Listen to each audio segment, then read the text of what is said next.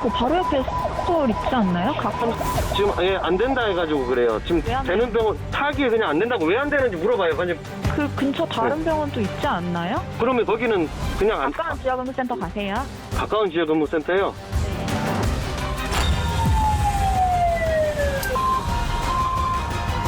네, 2차 병원 알아보셔야 될 것 같습니다. 의식이 처지고 40도인데요, 열이? 이 정도 가지고는 저희 응급실은 진료 어렵다고 하셔가지고.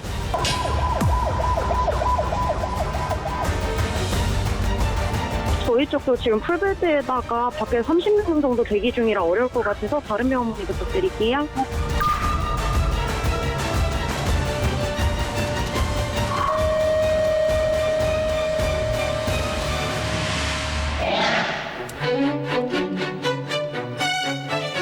안녕하십니까, 표창원입니다.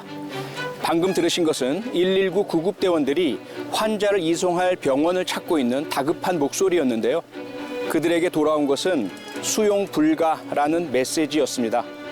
오늘 시사탐사 더 현장은 지난 2월부터 계속되고 있는 의료 공백 사태, 그로 인해 발생한 응급실 현장의 뺑뺑이 상황을 취재했습니다. 먼저 응급실 뺑뺑이를 겪은 사례자들을 직접 만나봤습니다. 사례자를 만나러 온 곳은 경기도 이천입니다. 최근 임산부 응급실 뺑뺑이가 늘어나고 있는데요. 장보배 씨도 지난 8월 쌍둥이를 출산하며 응급실 진료 거부를 겪었습니다. 임신 때부터 고위험 산모로 숱한 고비를 넘기며 만난 소중한 아이들. 하지만 갑작스러운 출산 당시는 기억하고 싶지 않은 순간입니다.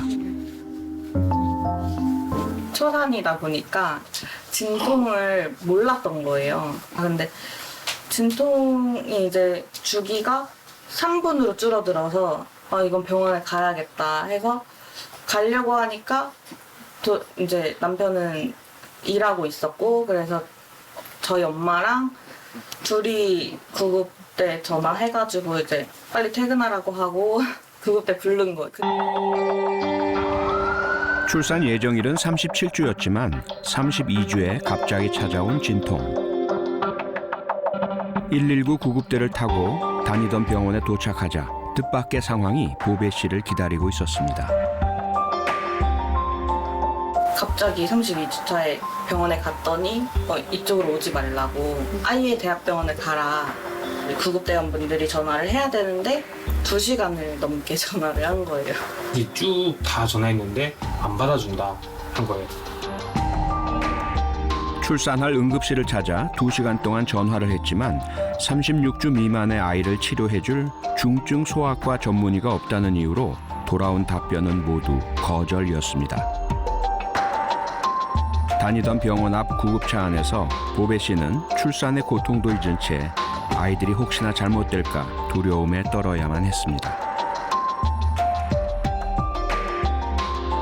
애기들 생명 보장은 못하고 엄마는 살릴 수 있다. 근데 사실 저는 그 말을 들었을 때는 이제 제가 저만 살면 뭐하나. 애기들도 같이 살 수 있는데.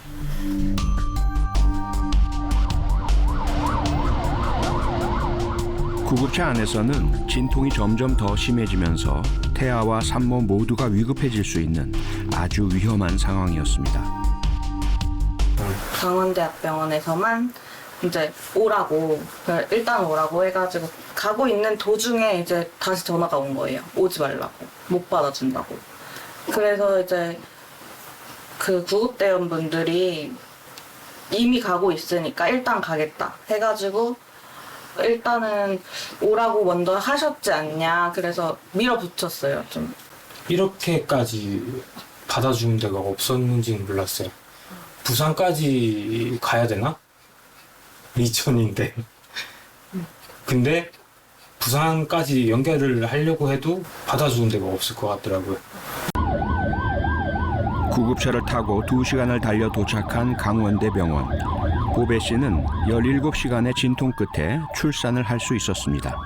다행히 산모도 아이들도 무사했습니다.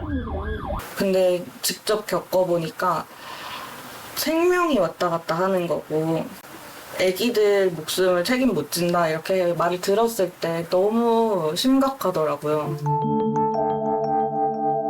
결혼한 지 2년째 되는 생일날 선물처럼 찾아온 쌍둥이. 응급실 뺑뺑이를 겪으며 태어난 아이들은 신생아 집중치료실에서 무호흡증이라는 고비를 넘기기도 했는데요. 다행히 현재는 건강하다고 합니다. 아이들에 대한 사랑이 남다른 초보 엄마는 몸조리도 못한 채 약 127km 떨어진 강원도까지 거의 매일 5시간 왕복을 해야만 했습니다. 인큐베이터에 한 달 정도 있었어요. 한 달 정도를 이제 이천에서 강원도 계속 매일매일 왔다 갔다 하면서 강원도를 그렇게 갈 때마다 아기들 보러 가지만 갈 때마다 거리가 진짜 멀더라고요. 보배 씨 같은 응급실 환자 장거리 이송은 의료 대란 사태 이전보다 22%나 증가했습니다. 지난 9월 국회 대정부 질문. 그거는 가짜 뉴스입니다. 가짜 뉴스예요. 죽어나가요? 어디에 죽어나갑니까? 최선을 다하고 있습니다. 그것은 의사 선생님과 간호사들을 모욕하는 겁니다. 이 발언을 두고 의견은 엇갈렸습니다. 의료진을 폄하하는 발언이라며 옹호하거나 정부의 대응이 미흡하다는 지적도 있었습니다. 그래서 제작진은 응급실 뺑뺑이라는 키워드로 검색을 해봤습니다. 실제 응급실에서 진료 거부를 당했다는 수많은 글들을 확인할 수 있었는데요. 그중 피를 흘리며 쓰러진 80대 고령의 어르신도 의사가 없다는 이유로 응급실 뺑뺑이를 당해야만 했습니다. 주차장에 가만히 있었어요. 그래서 머리가 이제 새하얘지더라고요. 그냥 이러다 그냥 길바닥에서 나앉아 죽어야 되는구나. 너무 불안해요, 사실. 할아버지는 쓰러지면서 머리를 다쳤고 응급치료가 늦어져 현재도 뇌출혈 후유증을 앓고 있습니다. 간호하던 손자는 응급실 뺑뺑이에 대한 트라우마를 겪고 있습니다. 장이 꼬여서 발생하는 장중첩증. 30분 내의 간단한 수술이지만 수술이 늦어지면 폐혈증으로 사망할 수도 있었던 5살 아이도 여러 응급실을 전전하던 끝에서야 겨우 수술을 받을 수 있었다고 합니다. 그때 제가 지옥 같았어요. 진짜 하늘나라 갔을지도 모르는 일이니까 다 안 된다고 결국엔 그냥 집에 왔죠. 네. 근데 우리가 알던 대한민국이 맞나 이럴 정도로 이 상황이 너무 심각하다고 느꼈고, 그리고 애들을 키우는 입장에서 언제 이런 일이 또 벌어질지 모르는데 갈 병원이 없다는 게 너무 걱정스럽고, 그래서 그냥 이 상황이 좀 빨리 끝났으면 좋겠다는 생각이 들어요. 하지만 지난 2월 이후 의사와 정부 사이의 갈등은 끝없이 고조되고만 있습니다. 서울 송파구. 지난 6월 건강검진에서 혈액암 진단을 받은 장예림 씨. 여행을 즐겼던 평범한 직장인이었는데 어느 날 갑자기 면역력이 떨어져 계속 땀이 나고 기운이 없었다고 합니다. 이게 진짜 땀이 계속 나요? 네. 금방이라도 쓰러질 듯한 몸 상태로 응급실을 찾았습니다. 그 당시는 잊을 수가 없어요. 너무 절망스럽다고 해야 되나? 사태가 이를 파악한다고는 이제 알고는 있지만 이 정도로 나 진짜 급해서 아파서 왔는데 살고 싶어서 온 사람들인데 이렇게 보낼 수가 있나? 근데 못해요 하고 그냥 이렇게 보내는 거예요. 응급실에선 정상인의 2배수로 높아지던 백혈구 수치가 심각하다고 했지만 진료를 잡을 수는 없었습니다. 대구에서. 그래서 거기서 이제 먼저 갔는데 들어가면 안 됩니다. 가세요. 이렇게 하는 거예요. 그냥 딱 문 닫고 들어가 버리는 거예요. 그렇게 또 이유 못 듣고 갔죠? 그러면 또 다시 이제 서울에 응급실 다 계속 돌았어요. 여기서는 해드릴 수 있는 게 하나도 없어요 하면서 이제 가고 체력이 되게 안 좋은 상태였거든요. 되게 절박했어요. 예림 씨는 진료 거부 끝에 치료를 받게 된 사연을 인터넷 블로그에 올렸습니다. 병원을 어떻게 잡았냐고 뭐 메일로도 오시고 댓글로도 그 기사 많이 남겨주시는데 현장에 그 스스로 혼자 가보시거나 아니면 그냥 계속 전화로 사정하는 수밖에 없다고 대책이 없이 이런 의료 공백이 생겨버리니까 아픈 사람들은 정말 답이 없거든요. 우리는 매일 잠재적인 위험에 노출되어 있고 응급실 진료 거부는 그 누구도 피해갈 수 없는 현실이 되고 있었습니다.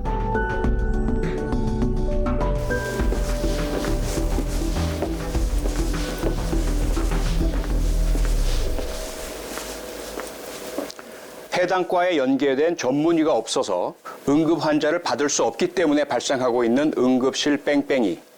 하지만 진짜 문제는 지금부터라고 합니다. 응급실 현장 상황 살펴보겠습니다. 서울과 부산에 이어 대한민국에서 세 번째로 인구가 많은 도시 인천. 인천광역시의 응급진료센터를 찾아가 봤습니다. 평일 오후 아직 병상은 여유롭지만 언제 촌각을 다투는 환자가 올지 몰라 24시간 긴장을 늦출 수 없는 곳이 바로 응급실입니다. 항상 긴장 속에서 환자의 상태를 살피고 치료를 하는데요. 위급한 상황에서 1차적인 진료를 하는 의사의 판단이 중요한 곳입니다. 이때 긴급하게 응급실 앞으로 도착한 119 구급대. 낙상으로 머리를 다쳐 구급 차량에서 응급처치를 한 상황인데요. 뇌출혈이 의심되는 60대 환자. 급격히 떨어진 혈압이 정상화되었지만 자칫하면 위험했을 상황이라 추가 검사가 진행됩니다. 아까 전화 문의 주셨던 경우는 저희 쪽에서는 심장 쪽에서 과장님 보시는 과장님이 안 계셔가지고 조금 수용하기 어렵다고 센터급 이쪽 이상으로 문의 나가시네요. 아픈 환자를 받지 못한 의사의 마음도 편하지는 않습니다. 담당과 전문의가 없어 받지 못한 환자가 갈 만한 병원을 다시 찾아봅니다. 배후 진료가 안 돼서일 가능성이 거의 99%예요.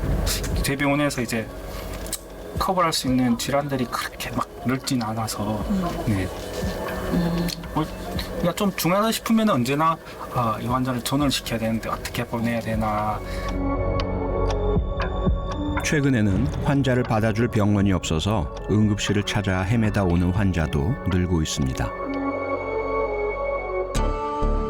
지난 6월 인천광역시 의료원에서도 연이은 응급실 진료 거부 끝에 이 병원에 온 환자가 있었습니다. 환자는 급성 충수염으로 복부가 심하게 부풀어 있었던 위독하고 위급한 상황이었는데요.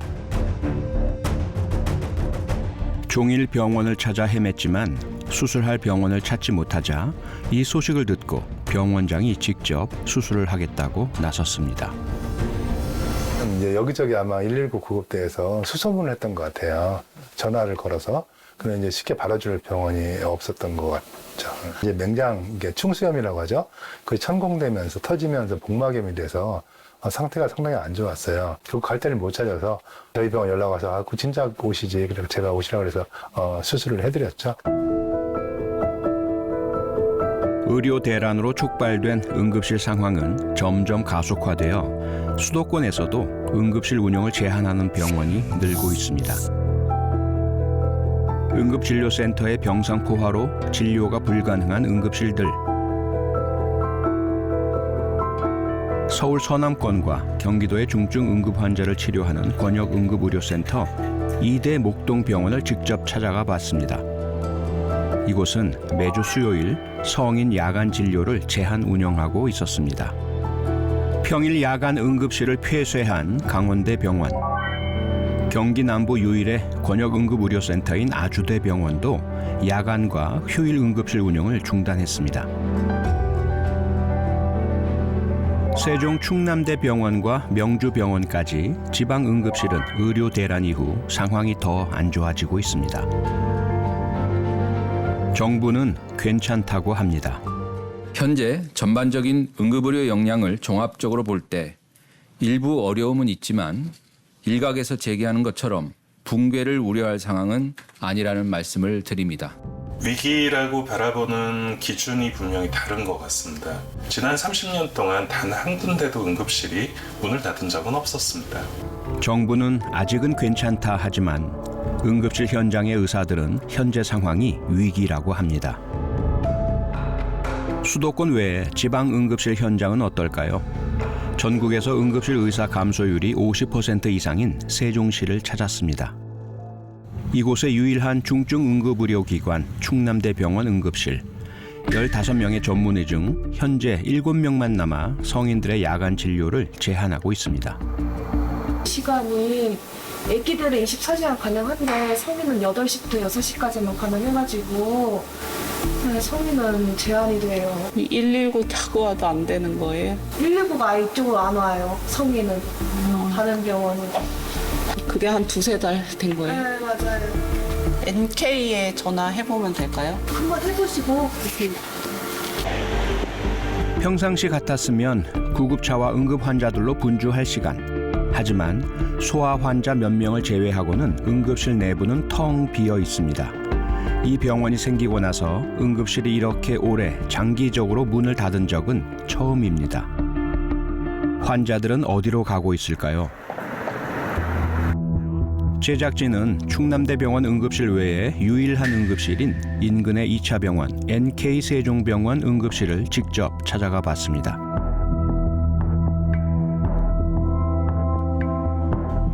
이곳은 문을 열자마자 분주한 모습입니다. 일단 깁스하고 입원서 카드할게요. 골절 환자는 다행히 제때 이곳에 도착해 치료를 받을 수 있었습니다.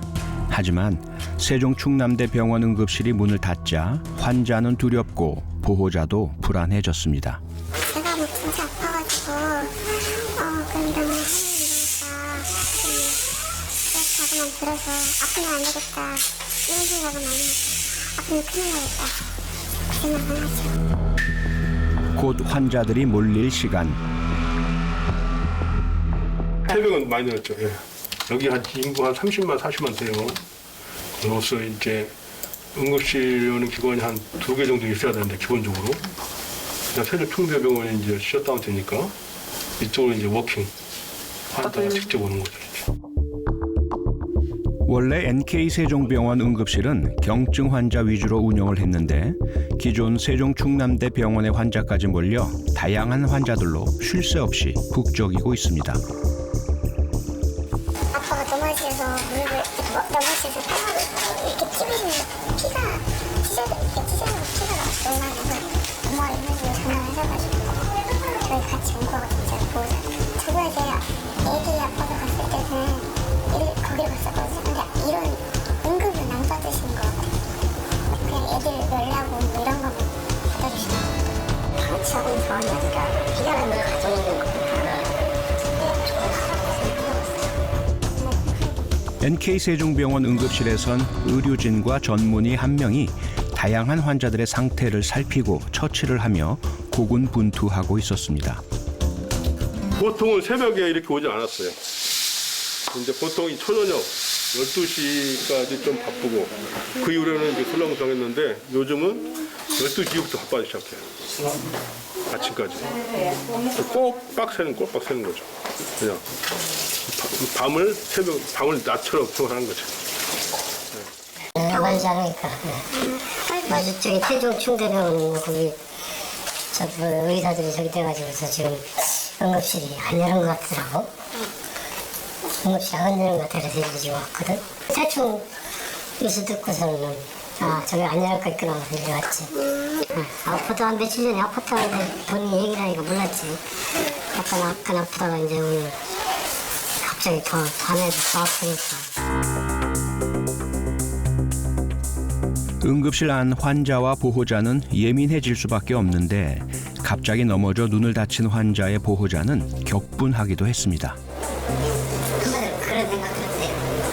정치권이 개판이니까 우리 형도 마찬가지고 약간 자기 먹고 자기 치에 싸우면서 사람들이 죽어가고 있습니다. 자기들이 당해봐야 돼요. 서민들이 당을 저 국회의원하고 저 대당하고 둘이 가서 그렇게 당해봐야 돼요. 계속되는 진료 문의.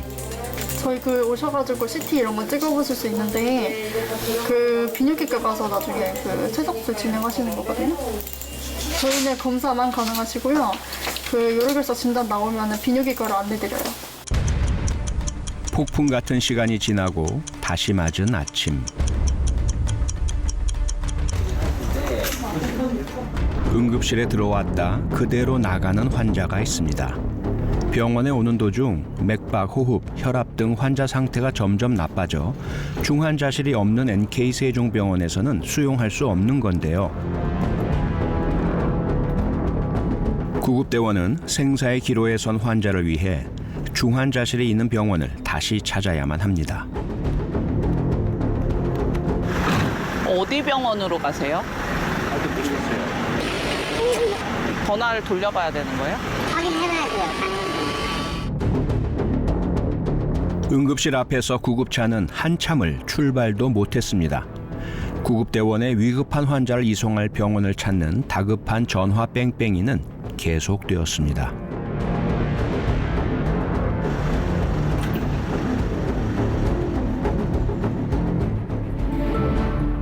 중증 치료가 가능했던 충남대 병원 응급실이 문을 닫으며 NK세종병원에도 중환자들이 종종 오지만 돌려보낼 수밖에 없습니다. 또 심각한 환자니까 일단은 뭐 바이탈만 잡고 뭐 숨 넘어가지 않도록 그냥 조마조마하면서 1년 365일 24시간 열려 있는 곳. 늘 예고 없이 수시로 찾아오는 응급 상황. 밤낮 없이 밀려드는 환자들 사이에서 응급실 의료진은 매 순간 긴장을 늦출 수는 없습니다. 어김없이 찾아온 다음 날 밤. NK세종병원에서는 4명의 응급의학과 과장이 돌아가면서 24시간씩 응급실을 지키고 있습니다. 응급실 의사는 날이 저물며 의사의 손길이 절실한 환자들을 혼신의 힘을 다해 진료하고 있지만 조금 힘에 부쳐 보입니다. 지난 8월부터 이런 상황이 이어지고 있습니다. 평소에 비해서는 아무래도 이제 환자들이 몰리는 경우가 많다 보니까 좀 이제 대기하는 시간도 늘어났고 저희도 사실 뭐 새벽 시간에도 환자는 이제 계속 이제 내원하기 때문에 좀 의료진이나 이제 간호 인력도 많이 힘들어하고 있습니다. 제작진은 다양한 응급실에서 위급한 환자와 불안해하는 보호자, 고군분투하는 의료진들을 직접 현장에서 만나봤습니다. 사라진 의사들의 손길은 곧 생명줄 일부가 끊어진 것이었습니다. 응급실 전공의의 부재는 의료진과 환자 모두에게 더 무거워지고 있었습니다. 그리고 시간이 지날수록 그 여파는 심화되고 의료 공백 도미노의 불씨는 남아 있습니다. 응급실의 역량도 떨어지지만 최종 치료의 역량도 떨어지는 것이거든요. 응급실 전공의들이 나간 것만이 문제가 아닙니다. 최종 치료, 즉 수술을 담당할 뭐 외과라든지 또 입원을 담당해줘야 할 내과라든지 이런 친구들도 나갔단 말이죠. 그렇기 때문에 입원이 잘 안 되고 수술이 잘 안 되는, 즉 최종 치료의 역량 저하가 저희 입장에서는 더 어려운 부분인 것이죠. 우리 사태를 제가 IF 사태하고 제가 유사하게 보고 있는데 지금 전 국민과 환자들이 지금 허리띠를 졸라매면서 지금 버티고 있는 겁니다. 그 희생되고 버티고 있는 고통을 정부가 굳이 본인들이 지금 잘하고 있다고 평가를 하고 있고 그리고 자아자찬하고 있고 아전인식적으로 이야기를 하고 있으면 이 희생에 정말 고통받고 있는 환자들이나 국민들의 목소리가 지금도 그래서 반영이 안 된다고 저는 생각을 하고 있습니다. 응급실 현장의 목소리를 들어보니 의료진들의 피로는 누적되어 있고 환자들은 두려움에 떨고 있었습니다. 이 의료 공백이 낳은 응급실 뺑뺑이, 도대체 왜 이런 상황이 벌어졌는지 알아보겠습니다. 해맑은 아이의 모습이 눈앞에 선해 금방이라도 엄마 하며 달려와 안길 것 같은 아들. 하지만 아들을 가슴에 묻어야만 했습니다.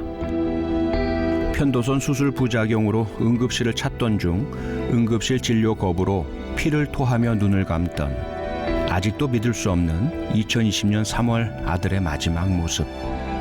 엄마는 4년 전 그날을 잊을 수가 없습니다. 그 뜨거운 화장터에 그 작은 아이를 보내야 했습니다. 출발해서 이제 아기가 이제 CPR 상황이고 이제 조금 힘든 상황이라서 이제 권역으로 간다고 이제 연락을 했는데 이제 이송하는 도중에 이제 저희가 거부를 당했어요. 심정지 오고 예, 그렇게 걸렸었어요. 응급처치가 늦었다 보니까 내 손상이 이제 좀 너무 심해가지고 그 아기가 이제 내사 상태로 있다가 구급차 이렇게 지나가는 소리만 들어도 이제 이게 트라우마가 있다 보니까 그 삐용삐용 이런 미용미용 이 소리 자체만 들어도 이제 저는 예, 가슴이 두근두근거리고 그때 그 당시 상황이 이제 동의하고 제가 그 구급차 안에서 이제 막 심폐소생술 대원님 막 이런 그 장면이 계속 이제 떠오르더라고요. 동희가 3살 때 백혈병 진단을 받은 아빠. 살아야 할 희망을 잃은 아빠도 이듬해 5월 동희 곁으로 떠나고 그 뒤 2022년에 태어난 둘째에게 남은 건 세상에 하나뿐인 엄마와 합성 가족 사진뿐입니다. 이렇게 안타까운 동희군의 사연처럼 응급실 뺑뺑이는 예전부터 있었습니다. 하지만 최근 더 심각해진 이유는 2000년대 초반부터 제기된 의대 증원 문제입니다.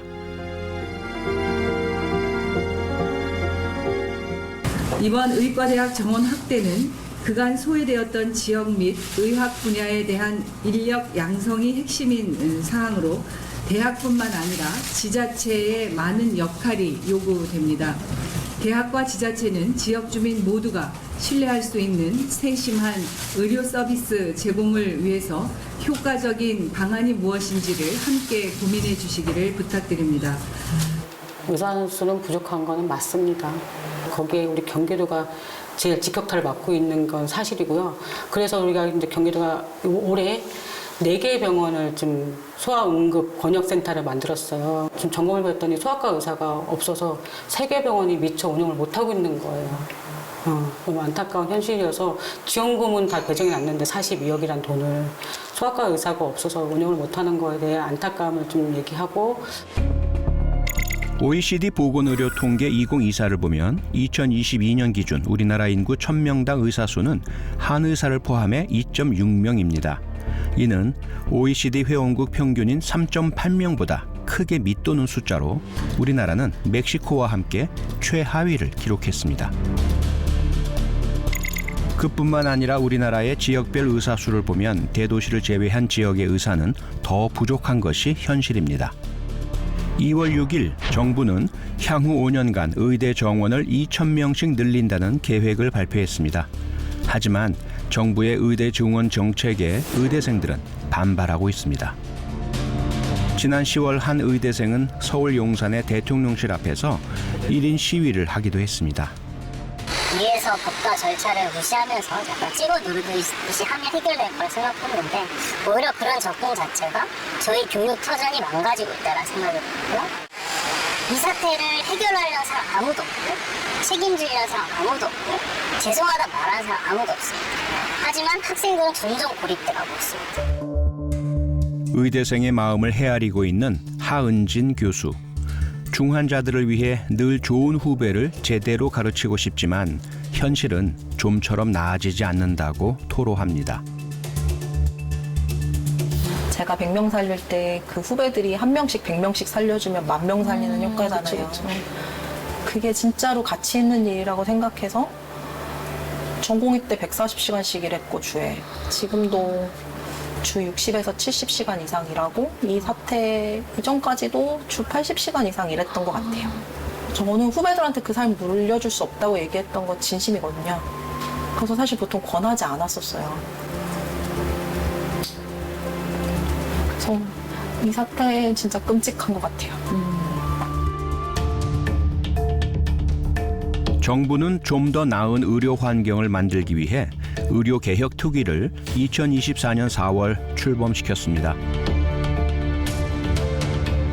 약 4개월간 특위와 전문위원회 위원, 외부 전문가 등 100명이 넘는 인원이 참여해 필수 지역 의료 위기 극복을 위한 논의 끝에 8월 30일 의료개혁 1차 실행 방안을 발표했습니다.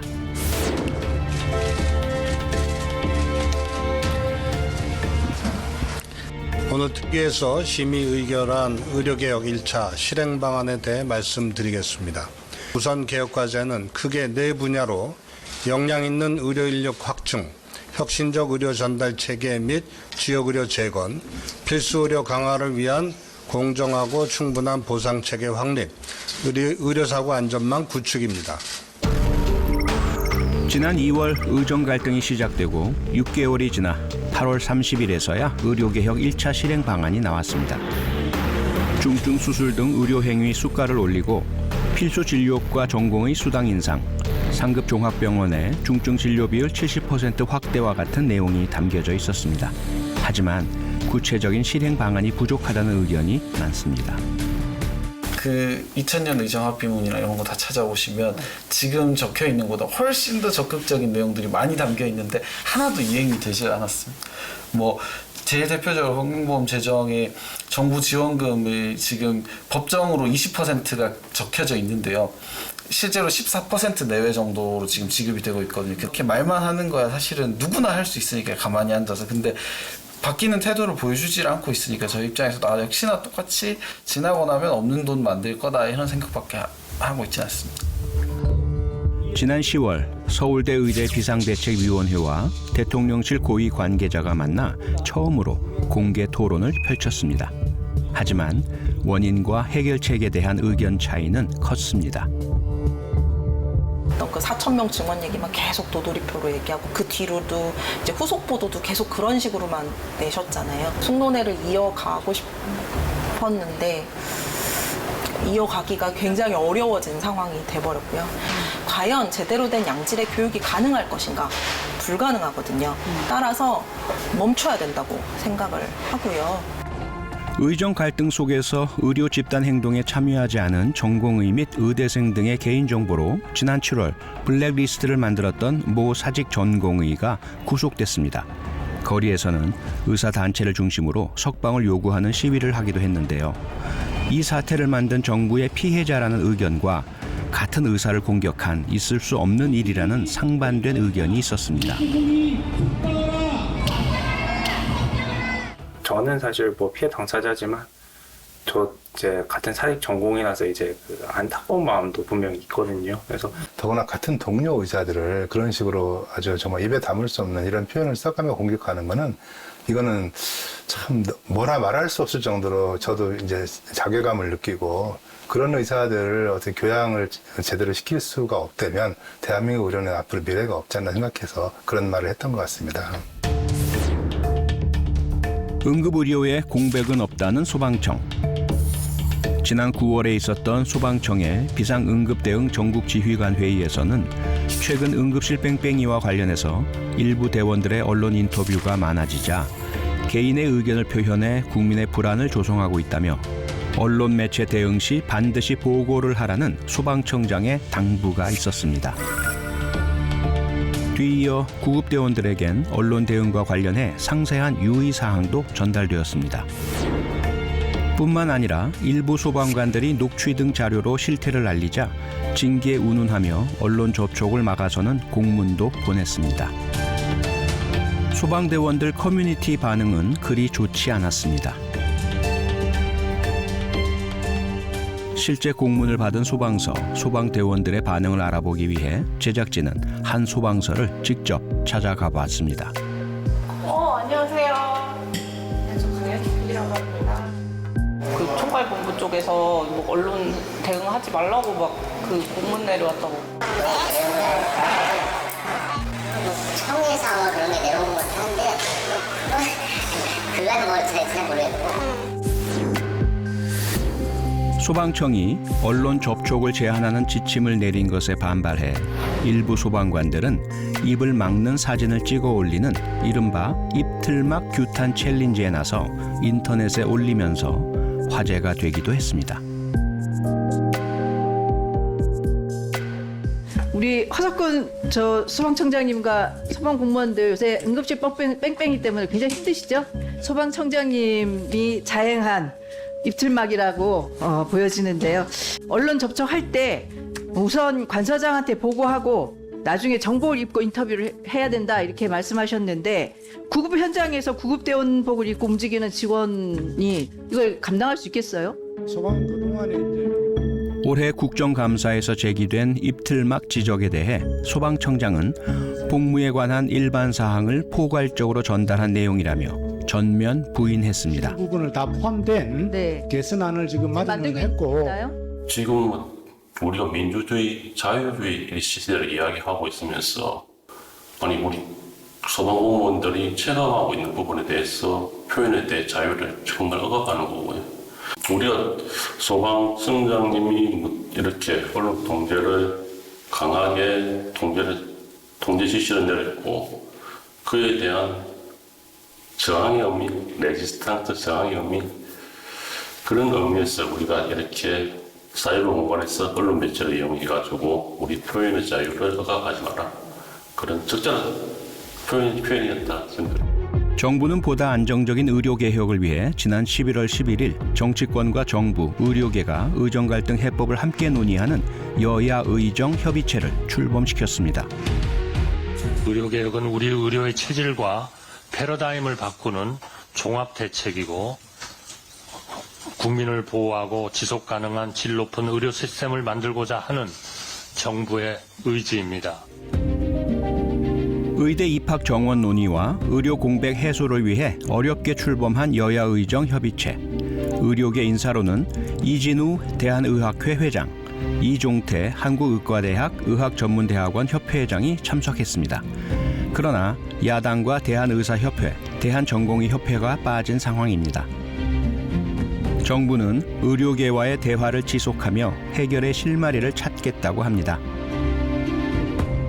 하지만 재정 문제 등 아직 풀어야 할 부분은 많이 남아 있습니다.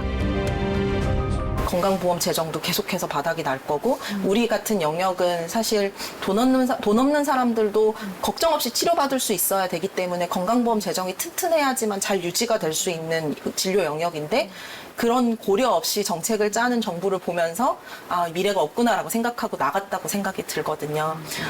지금까지 정부가 내놨던 약속들을 빠짐없이 속도감 있게 하나씩 이루다 보면 정부가 주장하는 나름 일리 있는 말이 이번엔 이루어질 것 같구나라는 믿음을 갖는 게 필요해서 오히려 거꾸로 이런 이제 고난을 통해서 어떻게 보면 좀 더 단련할 수 있는 그런 계기가 될 거라고 보고 그 부분들이 정상화되고 그럼 대형 병원들이 본연의 모습을 찾아갈 때 사실 이 개혁이 성공적으로 됐다라고 평가할 수 있는 지표가 되겠죠.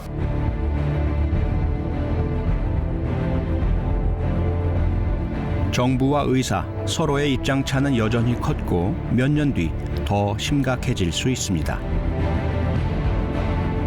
아마 이 상태로 계속 가게 된다면 내년 4월에는 정말 해결할 수 없는 만큼 일이 커지거든요. 그러니까 적어도 내년 4월에 해결을 하지 않으면 아마 그 다음부터는 다시는 돌이킬 수 없을 만큼 큰 흉터가 남을 것 같습니다. 근데 저희는 절박하게 일이 더 커지기 전에 어떻게든 해결을 해야 한다고 생각하고 있습니다. 소위 제대로 된 선진국에서는 상상도 못할 일들이 우리나라에서 지금 벌어지고 있거든요. 좋은 점들은 살려나가되 나쁜 점들을 조속히 바로잡지 않으면 자칫하면 문제가 될 거다. 어느 하나 소홀히 할 수는 없죠. 그래서 지금 정신 바짝 차리고 이것들을 같이 이뤄내야 될 그런 때라고 봅니다. 심각해진 응급실 뺑뺑이와 의료 공백. 그 무엇보다 중요한 것은 이 문제 속에 우리 국민들이 힘들어하고 있다는 점입니다. 우리나라 의료 시스템 자체를 근본부터 바꿔나가는 노력이 지금부터 시작되지 않으면 앞으로 미래가 없다는 거죠. 저도 이게 이렇게까지 길어질 줄은 몰랐거든요. 근데 사람들은 앞으로 계속 아플 거 아니에요. 분명 어제까지 너무 괜찮았는데 계속 응급실에 돌아다닐 수밖에 없는 환경이 생길 수밖에 없잖아요. 그런 것들이 되게 안타깝죠. 우리 국민들이나 우리 대중들이 지금 이 문제에 대해서 누구든 대한민국에 살고 있는 누구든 대한민국 환자로 잠재적인 정보 환자들입니다. 이거는 지금 환자들의 문제가 아닙니다.